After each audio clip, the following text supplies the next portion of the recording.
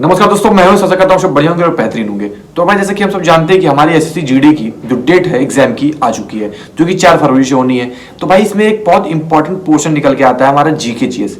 देखिए हमारा जो स्कोरिंग सब्जेक्ट होता है, जैसे हमारा रीजनिंग हो गया, मैथ्स हो गया, हिंदी हो गया, ये स्कोरिंग है।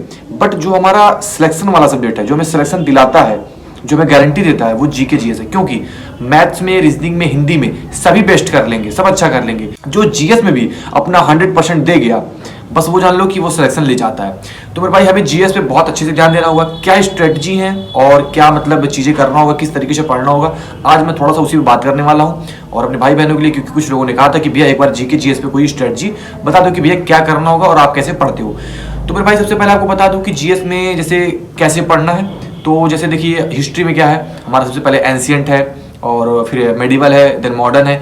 तो ये आपको सब कुछ लेके चलना है भाई। जियोग्राफी में अब देखिए चीज़ों को क्या पढ़ना है, जैसे कि हमारा पहाड़ हो गया, दर्रा हो गया, जनजातियां हो गई, आपको वर्ल्ड लेवल की भी पढ़नी है और इंडिया की भी जो जनजातियां हैं, बहुत इंपॉर्टेंट है, क्वेश्चंस आते हैं।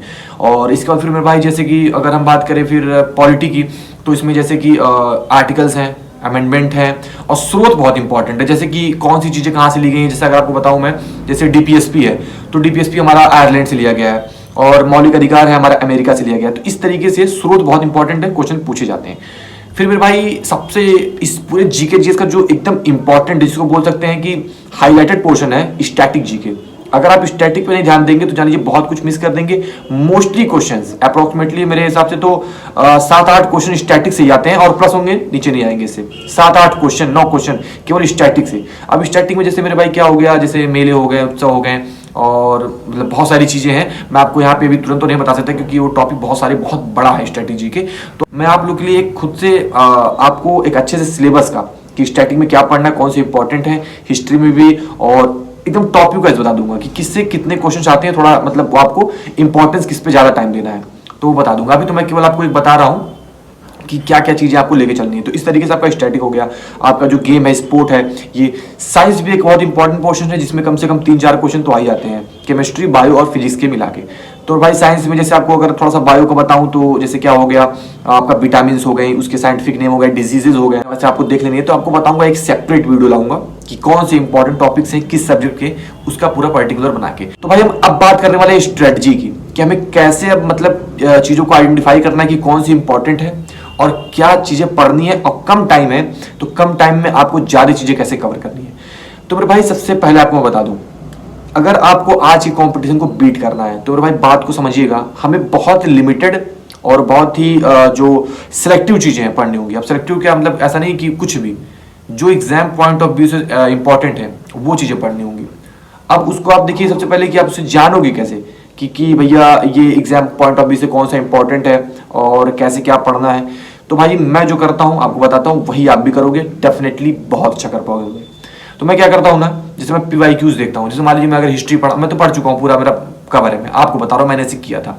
जैसे हिस्ट्री का मैं जब एंशिएंट पढ़ने जाता था, या फिर मेडिवल, या फिर मॉडर्न, या फिर जियोग्राफी में कोई चैप्टर, तो उससे पहले मैं या फिर ऑफलाइन हो गया या ऑनलाइन हो गया, जहाँ भी अवेलेबल है PYQs उसके, जैसे मान लीजिए एंशिएंट का आपको PYQs चाहिए तो आप यहाँ पे सीधे यूट्यूब पे डाल दो, गूगल पे डाल दो एंशिएंट का हिस्ट्री का PYQs, तो आपको सारे मिल जाएंगे, आप उस पर देख लो। और जीडी में जो सारे पूछे गए हैं तो आप देख लोगे तो आपको एक आइडिया लग जाएगा कि ऐसे क्वेश्चन पूछे जाते हैं। तो जब आप एंशिएंट पढ़ोगे तो आपको खुद मालूम चल जाएगा कि हमें कौन सी चीज़ें स्किप करनी है और कौन सी चीज़ें हमें लेके चलनी है, कौन सी चीज़ें इंपॉर्टेंट है एग्जाम पॉइंट ऑफ व्यू से। तो आप उसको लेके चलोगे और जो आपको इंपॉर्टेंट नहीं लगेगा उसको आप छोड़ दोगे। तो PYQs बेस्ट ऑप्शन है इसके लिए।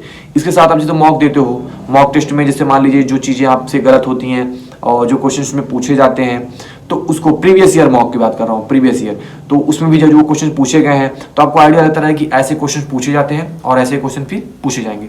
तो उसी बेस पे आपको थ्योरेटिकल लेके चलना है मेरे भाई, बहुत इंपॉर्टेंट होता है। और इस तरीके से पढ़ोगे 100% सिलेक्शन होगा मेरे भाई। अब देखिए मैं आपको बता दूं मैं थ्योरेटिकल में कौन सी बुक पढ़ा हूं। तो मैंने भाई लूसेंट कवर की है पूरा, और अभी मैं येलो बुक भी यूज कर रहा हूं। मतलब येलो बुक से मैं क्या करता हूं, रिवीजन करता हूं, क्योंकि थोड़ा शॉर्ट फॉर्म में दिया गया है और रिवीजन के लिए मैं बेस्ट मानता हूं येलो बुक है, जो कि RWA से मतलब वो आती है, मैंने वो ली थी। और मेरे भाई एक चीज देखिएगा जो हमारे GS में बहुत इंपॉर्टेंट है कि आपको कंसिस्टेंसी, कंसंट्रेशन और बार बार अगेन एंड अगेन रिवीजन, ये बहुत इंपॉर्टेंट है। अगर आप रिवीजन नहीं करोगे, जैसे मान लीजिए आपने एंशिएंट पढ़ लिया, मेडिवल पढ़ लिया, मॉडर्न पढ़ लिया, अब आप फिर सीधे ज्योग्राफी पे लग गए हो, पॉलिटी पे लग गए हो, वो चीज़ें आप छोड़ दिए, आपको जैसे एंशियंट पढ़ा, अब आप मॉडर्न पे लगे हो, आपको एंशियंट की चीजें थोड़ी थोड़ी एक एक घंटे की टाइम निकाल के डेली का आपको चीजें रिवाइज करते हुए चलनी है, वरना जो आप पढ़े हो अगर वो भूल जाओगे तो फिर मतलब क्या हुआ। तो रिवीजन बहुत जरूरी है जीएस के लिए, स्पेशली रिवीजन बहुत इंपॉर्टेंट है मेरे भाई। तो इसलिए जीएस में आपको रिवीजन, कंसंट्रेशन, कंसिस्टेंसी, ये सब चीज़ों को मेंटेन करके चलना होगा। और मेरे भाई एक चीज़ और ध्यान दीजिएगा, एक और टिप है आपके लिए कि जैसे जीएस में आप जो थ्योरेटिकल पढ़ रहे हो, जो पीवाईक्यू से देख रहे हो, जो समझ रहे हो, वो तो चीज़ें इंपॉर्टेंट है। आप जैसे यूट्यूब पे जो आपको बेस्ट लगे टीचर, कोई भी टीचर, बहुत सारे टीचर का मतलब प्रैक्टिस सेट आता है जीएस के लिए, जो भी बेस्ट लगे उनका सिंपली आधा घंटा, 40 मिनट, 45 मिनट की जो वीडियोस आती हैं आप देखा करो प्रैक्टिस सेट के, आपको उससे बहुत हेल्प मिलेगा मेरे भाई। और साथ में इन चीज़ों का नोट्स बनाया करो। मेरे पास कुछ नोट्स हैं, मैं आपको टेलीग्राम पे शेयर करता रहूँगा ऐसे एक एक पेजेस करके, ताकि आप थोड़ा थोड़ा करके पढ़ते रहो। जो इंपॉर्टेंट है वो शेयर करूँगा टेलीग्राम पे लिंक यहाँ पे डिस्क्रिप्शन में मैंने डाल दिया है, आप जाके वहाँ से ज्वाइन हो जाओ। वहाँ पे इंपॉर्टेंट मैंने मैथ्स की पीडीएफ डाली है, जीके जीएस का डाला है, हिंदी डाला है, रीजनिंग डाला है, आप उसको लगाते रहो, बहुत इंपॉर्टेंट है आपके लिए और बहुत ही बेस्ट है मेरे भाई। तो टेलीग्राम से तुरंत जुड़ जाओ, लिंक मैंने डिस्क्रिप्शन में डाल रखा है, वहाँ से जाके तुरंत चले जाओ और जुड़ जाओ। और बहुत इंपॉर्टेंट जो पीडीएफ्स हैं, जो नोट्स हैं, मैं अपने खुद के नोट्स वहाँ पे डालता रहूँगा और डालता भी हूँ, कई सारे मैंने डाले भी हैं। तो वहाँ से जुड़ जाओ और जो भी प्रॉब्लम होगी आप टेलीग्राम पे बता देना या फिर इस वीडियो के कमेंट सेक्शन में बता देना, आपकी प्रॉब्लम पे डेफिनेटली वीडियो बनाऊंगा। तो हमारी भाई ये जीके जीएस की स्ट्रेटजी थी जो कि मैंने बता दी है, और जो भी प्रॉब्लम होती है आप बता देना। तो भाई अब मिलते हैं नेक्स्ट वीडियो में, तब तक के लिए bye bye and take care.